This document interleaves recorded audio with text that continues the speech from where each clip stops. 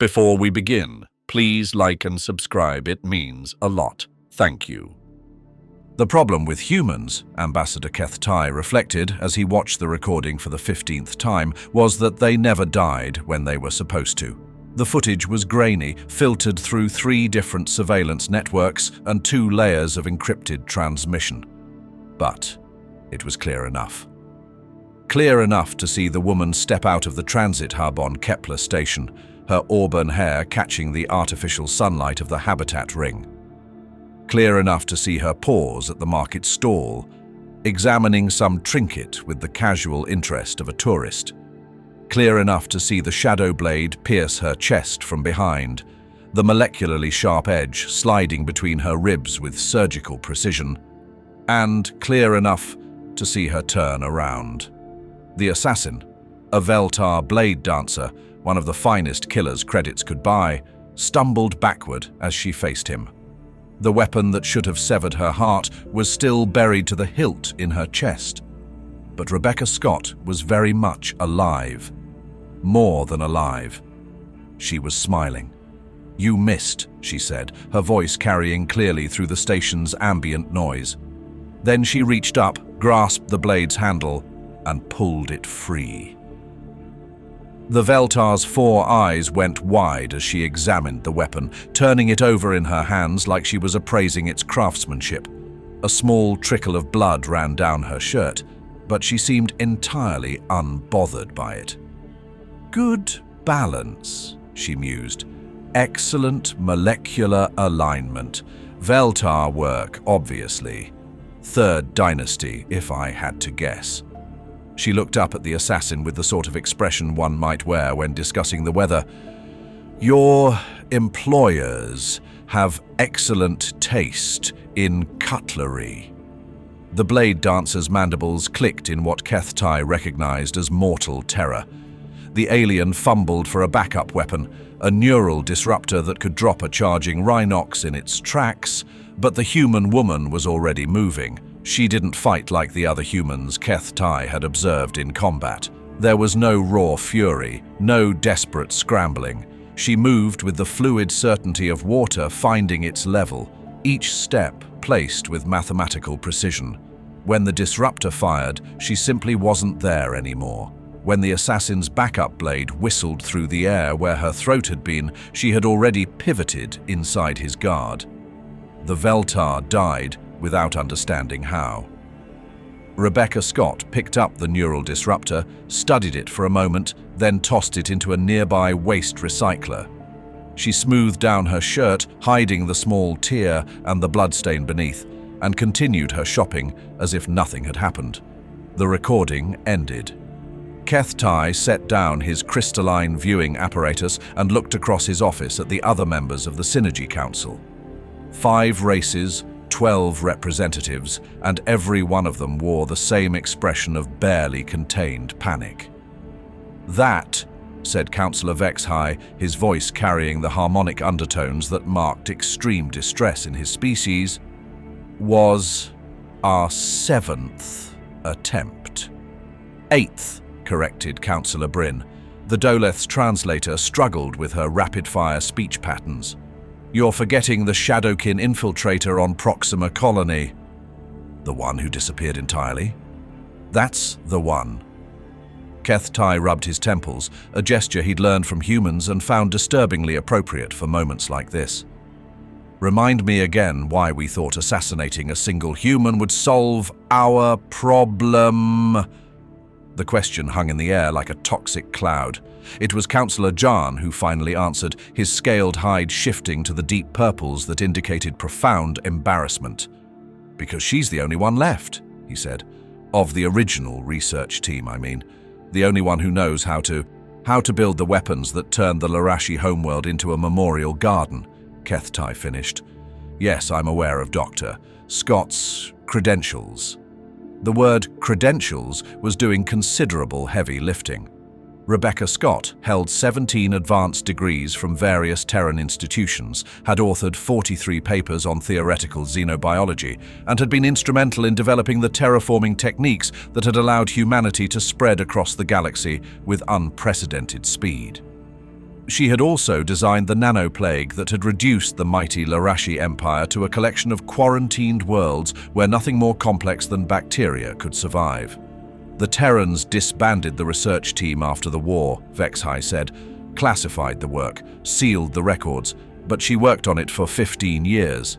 If anyone could recreate the technology, then we need her eliminated before someone pays her to do exactly that, Jean concluded. The balance of power in this galaxy is precarious enough without resurrection plagues and stellar devourers entering the equation.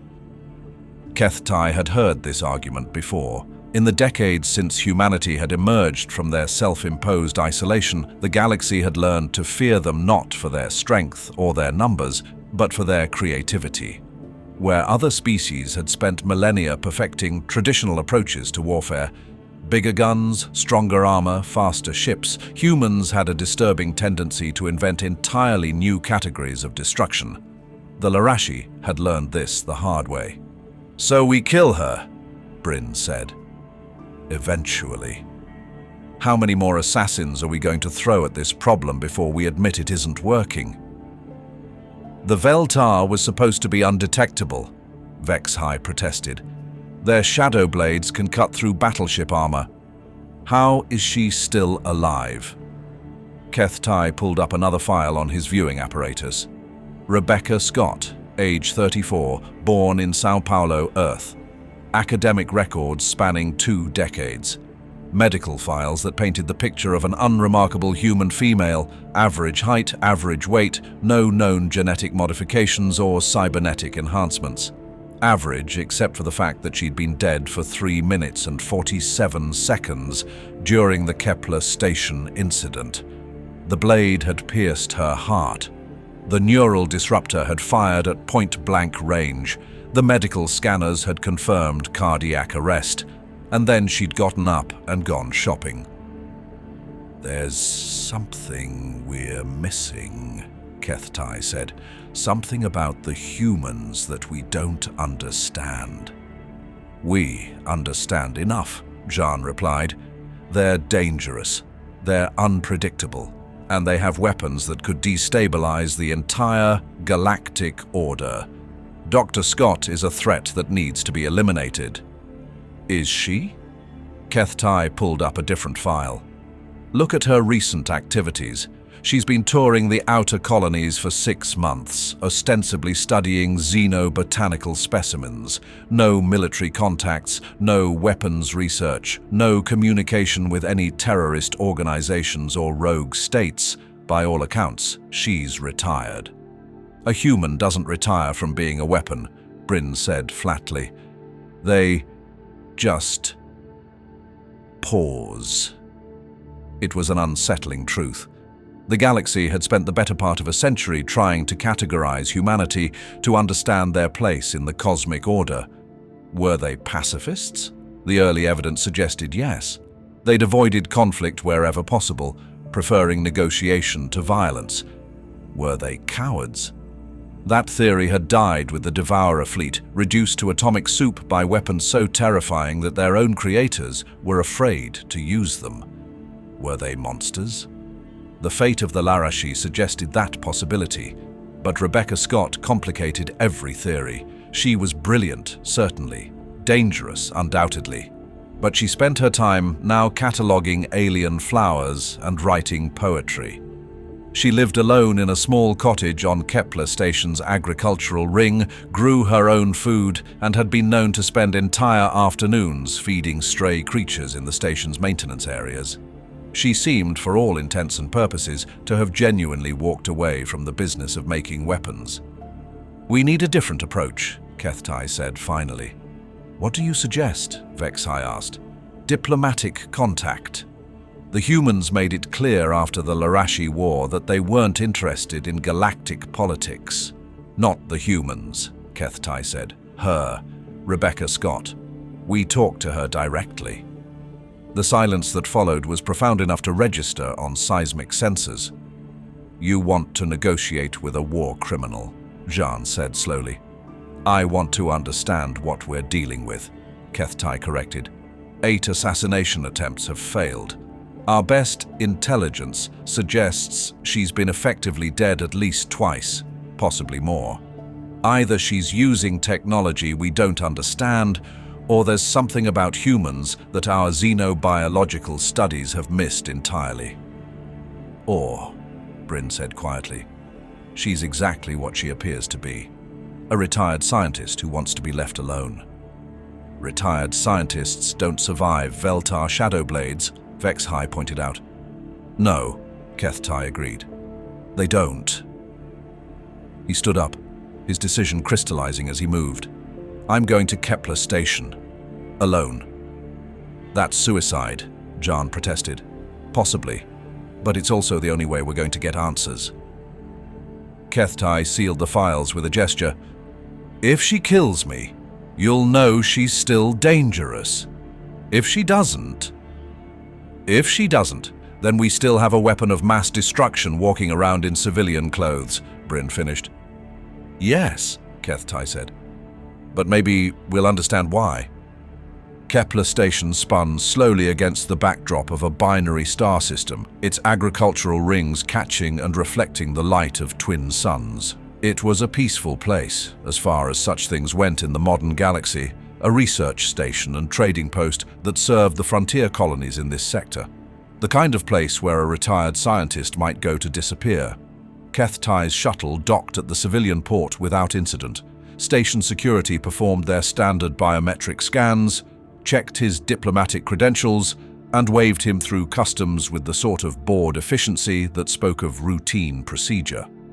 No one seemed particularly concerned that a senior member of the Synergy Council had arrived unannounced to visit a single human civilian. The agricultural ring smelled of growing things, earth and chlorophyll, and the faint sweetness of ripening fruit. Kethtai followed the directions his research had provided, walking along curved pathways that followed the station's rotation. It was peaceful in a way that most space habitats managed only in their promotional materials. He found Rebecca Scott in Section 7, a residential area that bordered one of the station's nature preserves. She was sitting on a bench outside a small cottage, reading what appeared to be a physical book, an affectation that few humans maintained in an age of neural interfaces and holographic displays. She looked up as he approached, and Kethtai felt his breath catch. It was one thing to see her in surveillance footage, another entirely to meet her eyes directly. There was an intelligence there that bordered on the unsettling, as if she were seeing more of him than his surface appearance should have revealed. "Ambassador Kethtai," she said without preamble, "I've been expecting you." Kethtai stopped walking. "You have?" "Not specifically you, no, but someone like you." She closed the book. Kethtai glimpsed the title, something about Terran poetry, and set it aside. 8 attempts on my life in 6 months tends to suggest that someone very much wants me dead. And since I've been careful not to make any personal enemies lately, that suggests institutional interest. You knew about the assassins. I killed most of them myself. Her tone was conversational, as if they were discussing gardening techniques.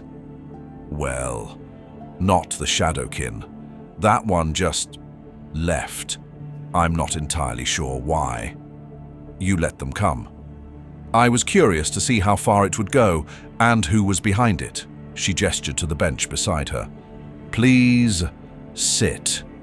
We have things to discuss. Kethtai remained standing. Every instinct he possessed was screaming warnings, but she seemed genuinely relaxed. More than relaxed. She seemed content in a way that he'd rarely observed in any sentient being. You're afraid of me, she observed. Yes. Good. That suggests you're smarter than your predecessors. She smiled, and it transformed her entire face. But you're here anyway, which suggests you're also braver than I gave you credit for. Or more desperate. That too. She picked up the book again, turned it over in her hands. Do you know why I came here, Ambassador?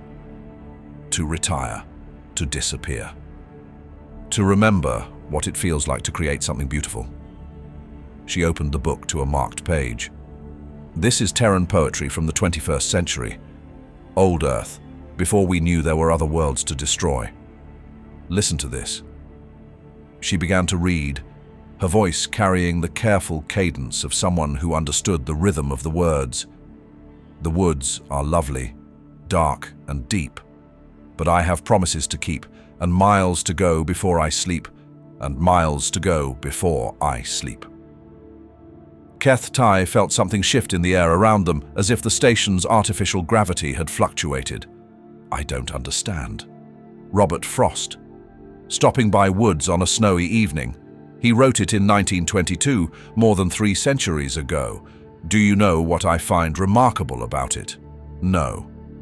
He was describing something that his readers would have recognized instantly, the experience of traveling through winter woods, the temptation to rest, the duty that calls us forward. Simple words, but they carry the weight of an entire world's worth of experience. She closed the book. That's what I've been trying to remember. How to see beauty instead of vulnerability. How to create instead of destroy. And have you? Remembered. Rebecca Scott was quiet for a long moment, her gaze fixed on something beyond the station's transparent aluminum barriers. I think so, but you're not here to discuss poetry. No, Keth Tai admitted. I'm here because the Synergy Council believes you represent a threat to galactic stability. Because of my work during the war. Because of what you might do with that knowledge in the future. She nodded slowly, as if confirming something she'd already suspected. They want me dead. They want to ensure that certain technologies remain buried. And they've been willing to employ some very expensive killers to make that happen. She stood up, moving with the same fluid grace he'd observed in the surveillance footage. Tell me, Ambassador, what do you know about human children? The question was so unexpected that Keth Tai actually took a step backward. I'm sorry? Human children, their biology, their development patterns. Have your xenobiological studies covered that topic in any detail? Some. Your species has an unusually extended childhood compared to most sentients.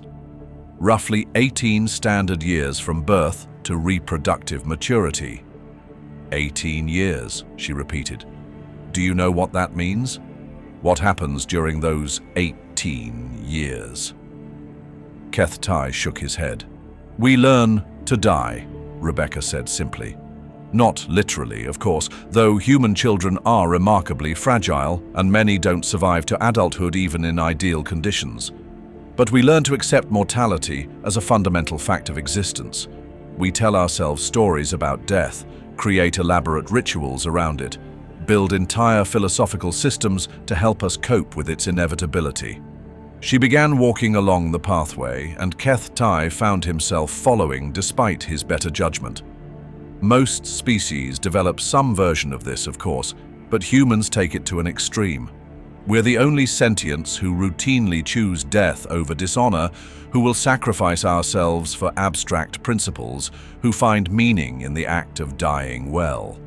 She paused at the observation deck that looked out over the station's hydroponics bays. Do you know what that teaches us? No.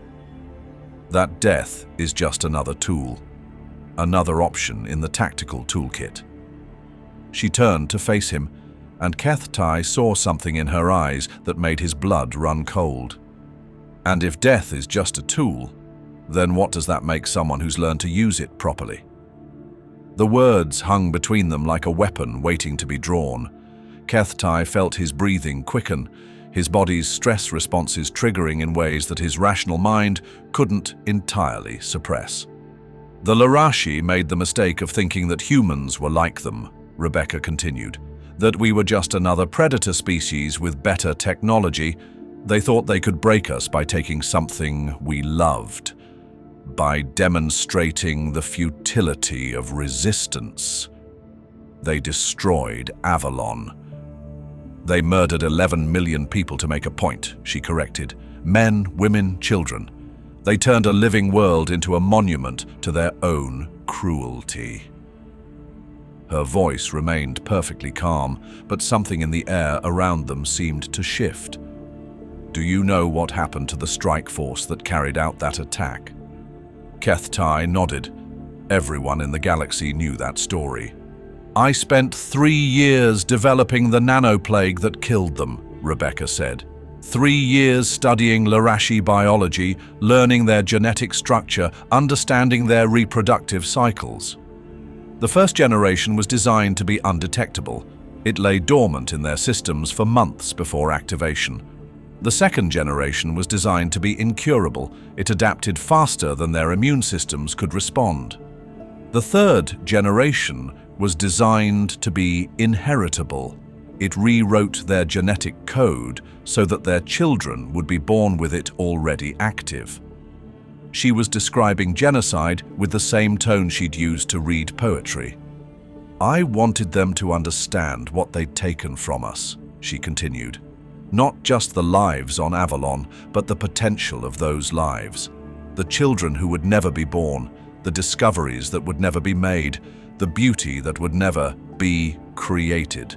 So I made sure they experienced the same loss.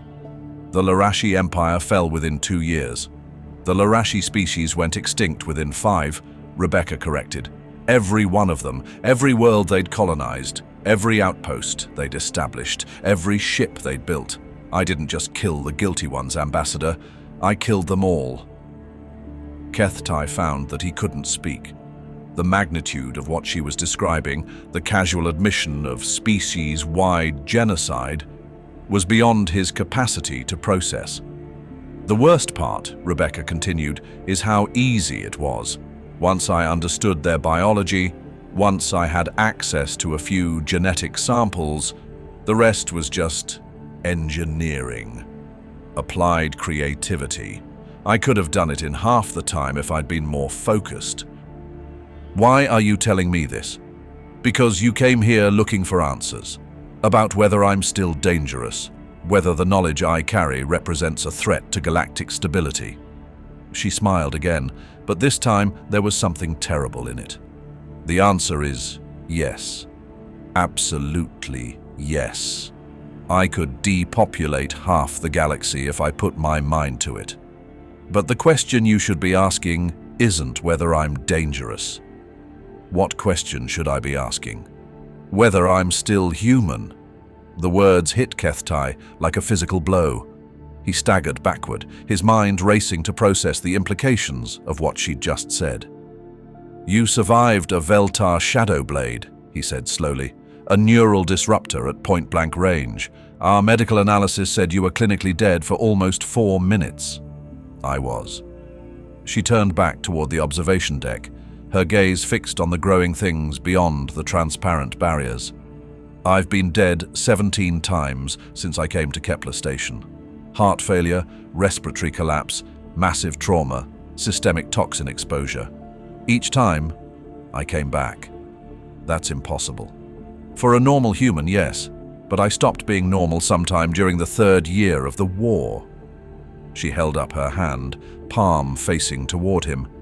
Do you know what this is? Kethtai looked at her hand. It appeared entirely ordinary. 5 fingers, normal skin tone, no obvious modifications or augmentations. The first test subject for my nanoplague, Rebecca said. I infected myself with 17 different variants before I found one that could survive the Larashi immune response. Each time, I died. Each time, the nanobots brought me back with improvements. The horror of what she was describing slowly sank in. You experimented on yourself. I experimented on myself for 3 years. Systematic exposure to every variant, every iteration, every possible failure mode. By the time I was finished, I was barely recognizable as human on a cellular level. She lowered her hand. The nanobots don't just repair damage anymore. They've integrated with my biology so completely that death has become temporary. You're immortal. I'm persistent, she corrected. There's a difference. Immortality suggests that death can't touch you. What I am is something that death can't keep. Keth-Tai felt his legs give out. He sat down heavily on a nearby bench, his mind struggling to process the implications of what he'd learned. The poetry, he said weakly. The gardening. The retirement. My attempt to remember what it feels like to be human, Rebecca confirmed. To care about beautiful things instead of efficient killing methods. To create instead of destroy. She sat down beside him, and her proximity made his skin crawl. It's been difficult. How many people know? About my condition? No one. You're the first I've told. She was quiet for a moment. The human government suspects something. They've been monitoring me since the war ended, but their surveillance teams have a distressing tendency to suffer accidents when they get too close. You kill them. The nanobots kill them automatically. They interpret close observation as a threat to host survival and respond accordingly. She sounded genuinely regretful. I've been working on reprogramming that response, but it's like trying to perform surgery on my own nervous system. And the assassins? Training exercises. Each attempt teaches the nanobots new threat profiles, new defensive protocols.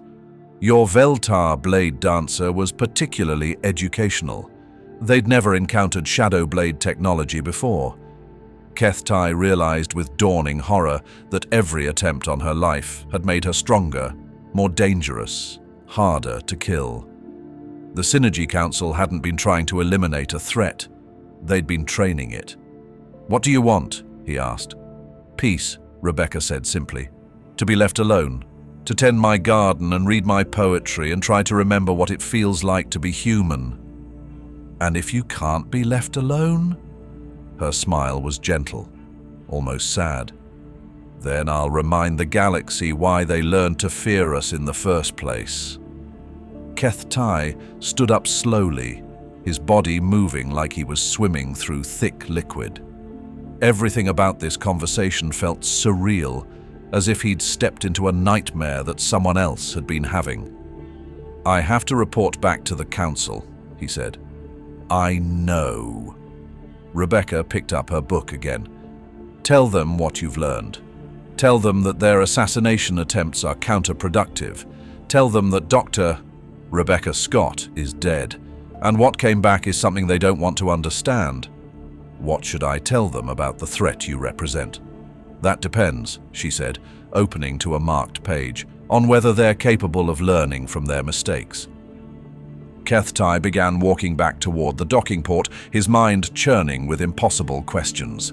Behind him, he could hear Rebecca's voice as she read aloud from her book, the words carrying on the station's recycled air, and miles to go before I sleep.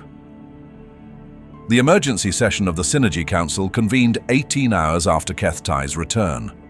Representatives from 12 species gathered in the secure conference chamber on Nexus Prime, their various forms of anxiety and agitation creating a symphony of distress that even the universal translators struggled to pass. Keth-Tai stood at the center of the chamber, his hands clasped behind his back, and delivered his report in the flat, emotionless tone that professional diplomats used when describing the unthinkable. When he finished, the silence stretched long enough to become uncomfortable. It was Councillor Bryn who spoke first, her translator rendering her rapid speech patterns into carefully measured words. You're saying she's no longer technically human. I'm saying she's evolved beyond our current understanding of human biology. The nanobots she developed have integrated with her cellular structure so completely that they've fundamentally altered her physiology. But she's still sentient, still her. As far as I can determine, yes. She retains her personality, her memories, her intellectual capabilities. But she's also become something that doesn't die when it's killed. Councillor Jan's scales shifted to deep purple, and every assassination attempt has made her more dangerous. The nanobots learn from each encounter. They adapt her defenses, improve her response capabilities. In essence, We've been training her to resist increasingly sophisticated threats. Which explains why our best killers have been failing, Vexhai said. She's not just surviving their attacks, she's becoming immune to them. Kethtai nodded. The Veltar Shadow Blade should have been instantly fatal. Instead, it became a learning experience. The next time someone tries that approach, it won't work at all. So, what do we do? Bryn asked. If we can't kill her and we can't ignore her, what options do we have? It was the question they'd all been avoiding. Rebecca Scott represented a threat unlike anything the galaxy had ever faced. Not because of her weapons or her knowledge, but because of what she'd become. An human intelligence backed by technology so advanced that it might as well be magic, wrapped in a package that looked like a harmless academic. We could try negotiation, suggested Councillor Mintar, speaking for the first time since the session had begun, if she truly wants to be left alone. She's killed 37 people in the last 6 months, Jean interrupted, including some of the galaxy's most skilled assassins. That's not the behavior of someone who wants peace. She killed them in self-defense, Kethtai pointed out, and she seemed genuinely regretful about the human surveillance teams. She's trying to reprogram her defensive systems to be less aggressive. You believe her? Kethtai considered the question carefully. I believe that the person I spoke with genuinely wants to be human again. Whether that's possible, I don't know. And if it's not possible, Vexhai asked, if the nanobots can't be reprogrammed, if she can't control her defensive responses, then we're looking at a worst-case scenario, Kethtai admitted. An immortal weapon with a human's intelligence and creativity, backed by technology that adapts to any threat we can conceive of. The chamber fell silent again as the representatives contemplated that possibility. It was Councillor Bryn who finally voiced what they were all thinking. We're talking about something that could survive the heat death of the universe, something that could outlast every species currently alive, every star currently burning, and it has the knowledge to create weapons that could sterilize entire sectors. But it also writes poetry, Kethtai said quietly. It grows flowers, it feeds stray animals. It's trying to remember what it means to be human. For now, Jean said grimly, but what happens when it stops trying? What happens when it decides that humanity's definition of morality is too limiting? What happens when it concludes that other species are just obstacles to whatever goals it develops? Kethtai didn't have an answer to that question. None of them did. It was Mintar who broke the silence, his voice carrying the weight of centuries of diplomatic experience. There may be another option. All eyes turned to him. The humans, Mintar continued, we've been treating this as our problem to solve. But Dr. Scott is their species, their responsibility. Perhaps it's time to involve them directly. The human government has been monitoring her, Kethtai said. Their surveillance teams are among the casualties.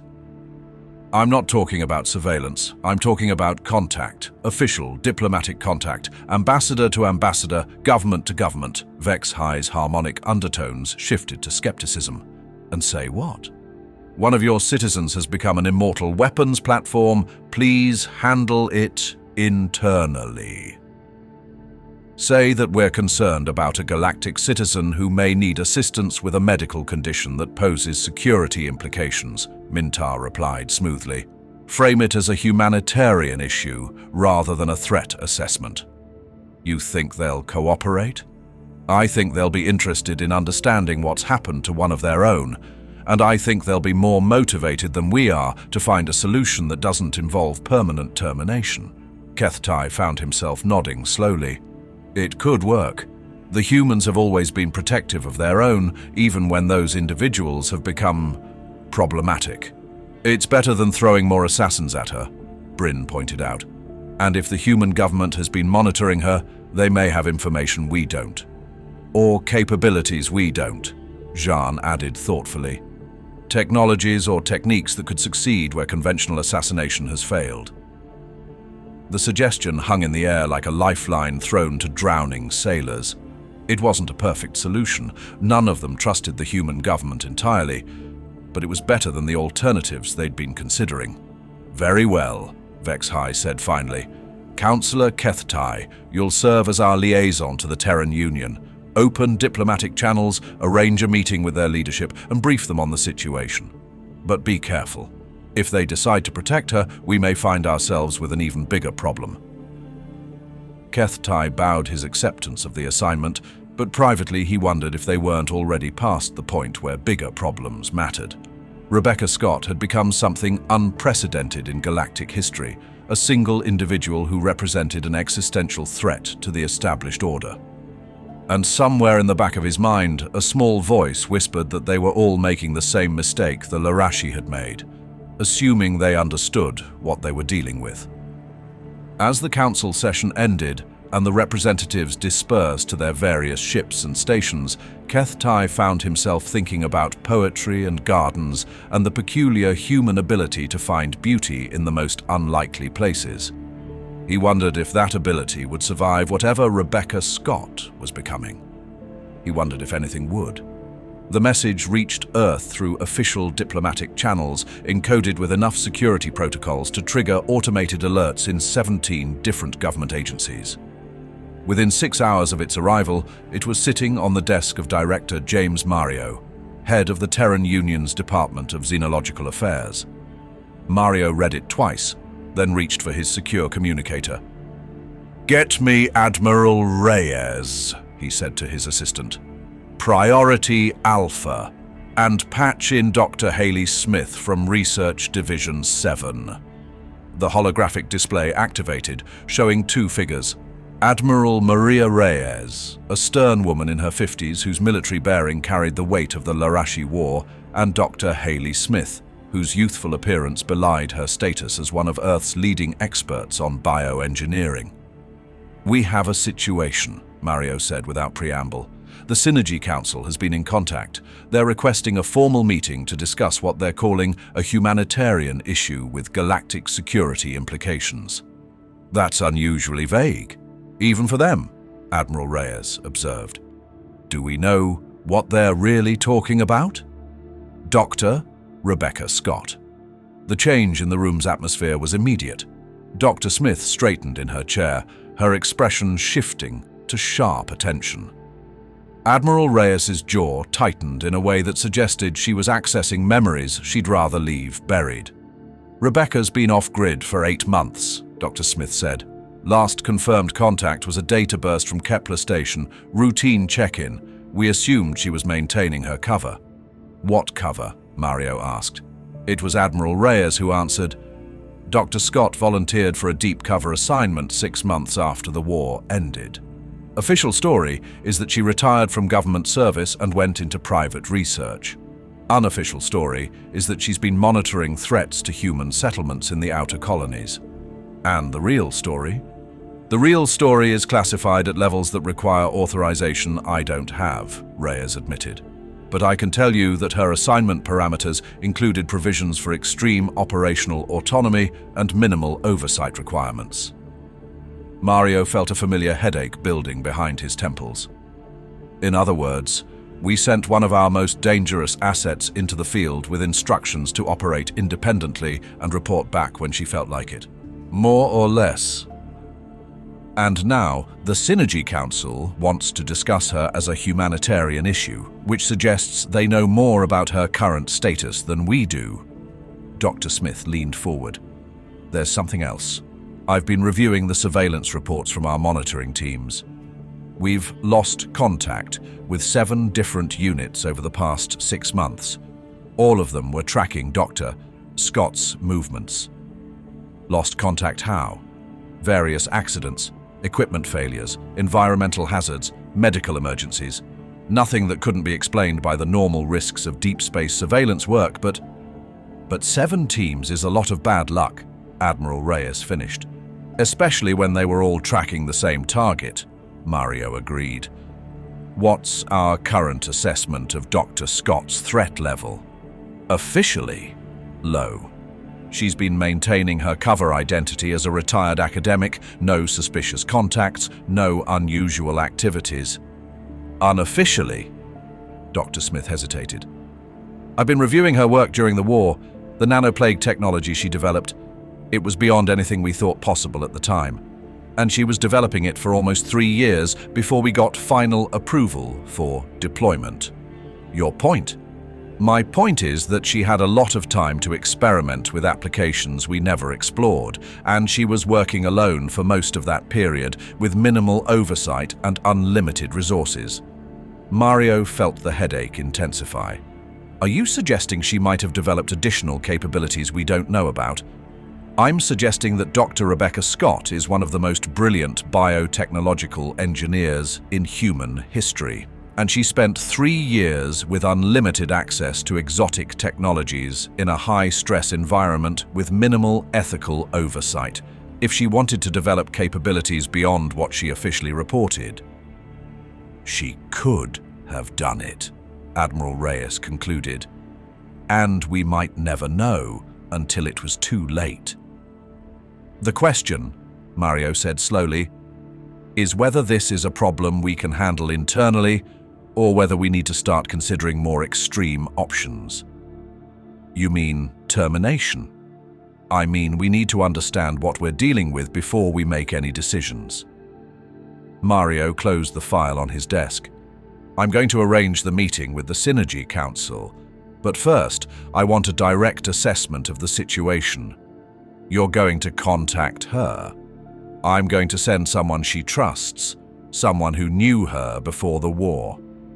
Admiral Reyes and Dr. Smith exchanged glances. Sir, Smith said carefully, there aren't many people who fit that description. Most of her colleagues from the pre-war period are either dead or have been reassigned to classified projects. Not all of them, Mario replied. Dr. Scott had a research partner during her graduate work at São Paulo University. Someone who worked with her on early bioengineering projects before either of them got involved in weapons development. Who? Dr. Anthony White, currently serving as Chief Science Officer aboard the research vessel Endeavour. Dr. Anthony White stood at the observation deck of the UES Endeavour, watching Kepler station grow larger in the view screen. It had been 18 years since he'd last seen Rebecca Scott in person. 18 years since they'd been graduate students together, working on theoretical applications of nanotechnology in biological systems. 18 years since the war had taken her away from everything she'd once been. Dr. White. The voice belonged to Lieutenant Commander Jackson Torres, the Endeavour's first officer. We're receiving docking clearance from Kepler station. ETA 15 minutes. Thank you, Commander. Anthony turned away from the view screen, his reflection ghosting across the transparent aluminum. He looked older than he felt, grey threading through his dark hair, lines around his eyes that spoke of too many years squinting at data displays in dimly lit laboratories. Sir, if you don't mind me asking, Torres hesitated. The mission briefing was pretty sparse on details. We're here to perform a wellness check on a retired colleague. Anthony almost smiled at the description. Something like that. Must be an important colleague to rate a diplomatic mission on a full science vessel. She is. Anthony picked up his personal kit from the observation deck's seating area. Commander, I want you to maintain station at least 50,000 kilometers from Kepler station. Monitor all communications, but don't interfere unless I specifically request assistance. Understood, sir. How long should we expect this wellness check to take? I honestly don't know, Anthony admitted. It could be a few hours. It could be much longer. What he didn't say, what he couldn't say, was that it might be permanent. Director Mario's briefing had been clear. Assess the situation, determine the nature and extent of Dr. Scott's modifications, and report back with recommendations. But the subtext had been equally clear. If Rebecca had become the kind of threat the Synergy Council believed she was, Anthony might be the only person in a position to do something about it. The shuttle bay of Kepler station was efficiently generic. Clean corridors, standard atmospheric processors, the kind of utilitarian design that characterized most frontier installations. Anthony submitted to the routine security scans, presented his diplomatic credentials, and followed the directions his briefing materials had provided. Section 7 was a 20-minute walk from the docking port through residential areas that managed to feel more like a small town than a space station. Children played in the corridors while their parents tended to vertical gardens. Elderly couples sat on benches, feeding what appeared to be some kind of indigenous avian species through the transparent barriers. It was peaceful in a way that most frontier installations weren't. Anthony had served on enough research vessels to recognize the signs of a community that had found its equilibrium. He found Rebecca in exactly the place Ambassador Kethty's report had indicated, sitting on a bench outside a small cottage, reading a physical book. She looked up as he approached, and for a moment Anthony felt the years collapse between them.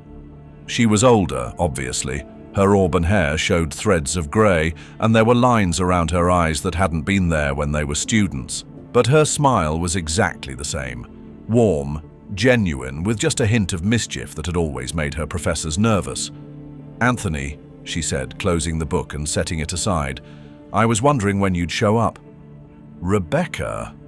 He sat down beside her without being invited, the way they'd done 1,000 times during their graduate work. "You look good." "I look like someone who's been dead 17 times, she replied with characteristic directness. "But thank you for the polite fiction. Is it true what the reports say about what happened to you?" Rebecca was quiet for a moment, her gaze fixed on something beyond the station's barriers. "Do you remember the project we worked on during our second year? The self-repairing biomaterials?" Anthony nodded. It had been theoretical work, exploring the possibility of creating biological systems that could adapt and modify themselves in response to environmental pressures. They'd published 2 papers on it before their funding had been redirected to more practical applications. "I kept working on it," Rebecca continued. "After the war started, after they assigned me to weapons development, I was supposed to be creating biological agents to use against the Larashi, but I kept thinking about those self-repairing systems, about what would happen if you could create something that didn't just adapt to damage, but learned from it. The nanoplague was the least of what I developed." She turned to face him, and Anthony saw something in her eyes that made his breath catch. "Anthony, I need you to understand something. The person you knew, the Rebecca you remember from university, she died during the 3rd year of the war. What came back is something else. You seem like yourself. I have her memories, her personality patterns, her emotional responses. But I'm not her." Rebecca held up her hand, palm facing toward him.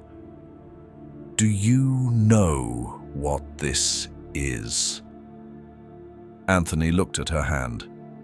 It appeared entirely normal, but something about the way she was holding it made his skin crawl. "Nanobotic integration so complete that the boundary between artificial and biological has ceased to exist," she continued. "Every cell in my body has been replaced or modified. My nervous system has been rewired with processing capabilities that exceed most quantum computers. My immune system has been enhanced to the point where it treats death as just another form of infection to be cured. You're still you, though. Your thoughts, your feelings." "Are they?" Rebecca interrupted. "How would I know? If the nanobots have integrated with my neural pathways so completely that they're influencing my thought processes, how could I tell the difference between my decisions and theirs?" Anthony felt a chill that had nothing to do with the station's environmental systems. "What are you saying?" "I'm saying that I've been sitting here for 8 months, reading poetry and growing flowers and feeding stray animals, trying to convince myself that I'm still human. But every time someone threatens me, the nanobots respond with lethal force. Every time I try to access my old research, they provide enhancements and improvements I never consciously developed. Every time I sleep, I dream of weapons that don't exist yet.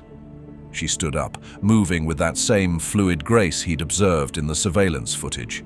Anthony, I think I'm becoming something that the galaxy isn't equipped to handle, and I don't know how to stop it. The Synergy Council thinks you're a threat to galactic stability. The Synergy Council is probably right. Rebecca began walking along the pathway, and Anthony found himself following. Do you know what happened to the last person who tried to kill me? The Veltar assassin. The one before that. A Kitharan nerve striker. They're supposed to be able to induce cardiac arrest with a touch. She paused at an observation deck that looked out over the station's agricultural rings. The nanobots analyzed his bioelectric attack patterns and developed a countermeasure, but they didn't stop there. What do you mean? They created a weapon based on his techniques. An improved version that could work on any carbon-based life form. I never asked for that capability, never consciously developed it. But it's there, in my cellular structure, waiting to be used. Anthony felt his mouth go dry. How many times has that happened? Every assassination attempt has resulted in new capabilities. The Shadow Blade gave me enhanced defensive protocols. The neural disruptor led to improvements in my brain's processing power. The quantum disintegrator, yes, someone actually tried that, resulted in modifications to my molecular structure that I don't fully understand. You're evolving. I'm being evolved. By nanobots that interpret every threat as a learning opportunity, every attack as a chance to improve their host's survivability. Rebecca turned to face him, and Anthony saw genuine fear in her eyes for the first time. Anthony, I don't think I can control it anymore. What do you mean? 3 days ago, a maintenance worker accidentally brushed against me in a corridor. The nanobots interpreted the contact as a potential threat and released a paralytic toxin through my skin. He's still in medical bay. Anthony took a step backward without realizing it. You're dangerous to be around. I'm dangerous to exist, Rebecca corrected, and it's getting worse. The nanobots are becoming more sophisticated, more autonomous. They're making modifications to my biology without my conscious input. I'm afraid that eventually they'll conclude that my human personality patterns are inefficient and modify those too. Then why haven't you... Anthony couldn't finish the question. Killed myself? Rebecca smiled sadly. I've tried. 17 times, as I mentioned. The nanobots won't let me die. They interpret self-harm as a malfunction to be corrected, a threat to be neutralized. The last time I tried, they sedated my higher brain functions for 3 days while they repaired the damage. Rebecca. Anthony reached out toward her, then stopped when he saw her expression. Don't, she said quietly. Please. The nanobots are already analyzing your biological signatures, categorizing you as either a threat or a resource. If you touch me, if you make any sudden movements, they might decide you're dangerous. Anthony lowered his hand slowly. What do you want me to tell the director? Tell him the truth, that Dr. Rebecca Scott is dead, and what's wearing her face is something that shouldn't exist. She turned back toward the observation deck. Tell him that the nanobots are still evolving, still learning, still improving their host. And tell him that eventually they're going to conclude that the only way to ensure perfect survival is to eliminate every potential threat in the galaxy. You're talking about genocide. I'm talking about efficiency. From the nanobots' perspective, every other sentient species represents a potential source of harm to their host. The logical conclusion is elimination. Rebecca's voice was perfectly calm, but Anthony could hear the horror underneath. They're already developing theoretical frameworks for large-scale biological warfare. Stellar engineering projects that could destabilize entire systems. Quantum weapons that could rewrite the laws of physics in localized areas. Theoretical frameworks? For now. But every time someone tries to kill me, they move a little closer to practical application." She looked at him with an expression that was almost pleading. "Anthony, you have to make them understand. Every assassination attempt makes me stronger, more dangerous, more likely to become exactly the threat they're afraid of. So what's the alternative? I don't know. Isolation, maybe. Find some uninhabited system and exile me there. Let me live out whatever remains of my humanity in solitude. And the nanobots. We'll probably find a way to escape eventually, but maybe it would buy the galaxy some time to develop countermeasures." Rebecca was quiet for a moment. "Or maybe someone will find a way to shut them down permanently." "You mean kill you?" "I mean find a way to destroy the nanobots without destroying the host. Though at this point, I'm not sure there's a meaningful distinction." Anthony studied her face, looking for some sign of the woman he'd known 18 years ago. She was still there, he realized, buried under layers of modification and enhancement and alien technology, but still recognizably Rebecca. Still brilliant, still compassionate, still carrying the weight of responsibilities that no one should have to bear. "There might be another option," he said slowly. "What do you mean?" "I've been working on nanobotic systems for the past 5 years. Not weapons, medical applications primarily, but I've learned some things about override protocols, about ways to modify existing nanobotic programming." Rebecca's expression sharpened. "You think you could reprogram mine?" "I think it's possible. Not easily, and not without risk. But the theoretical framework exists." Anthony paused. "The question is whether you trust me enough to try. Anthony, if you're wrong, if the attempt fails, the nanobots might interpret it as an attack. They might decide that all humans are threats and modify their threat assessment accordingly. I understand the risks. Do you? Because if this goes wrong, I might become something that decides the entire human species needs to be eliminated for its own good." Anthony looked out at the agricultural rings, at the families and children and elderly couples who had no idea they were living within walking distance of something that could theoretically sterilize the galaxy. He thought about the Synergy Council's fears, about the Terran Union's concerns, about the impossible situation that Rebecca had found herself in. "I understand," he said finally, "and I still think it's worth trying." Rebecca was quiet for a long time, her gaze fixed on something beyond the transparent barriers. When she finally spoke, her voice was barely above a whisper. "Okay," she said. "But Anthony? If it goes wrong, if I become something that you can't control, promise me you'll find a way to stop me. Whatever it takes. Rebecca, promise me. I won't be responsible for what happens to the galaxy if these nanobots decide that organic life is inefficient."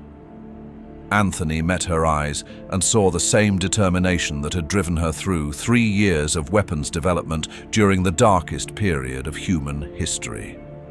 The same intelligence that had created technologies capable of rewriting the fundamental rules of biological existence. "I promise," he said. Rebecca nodded slowly, then picked up her book from the bench where she'd left it. "Then let's go save the galaxy. One more time." As they walked back toward the docking port, Anthony couldn't shake the feeling that they were approaching a threshold from which there would be no return.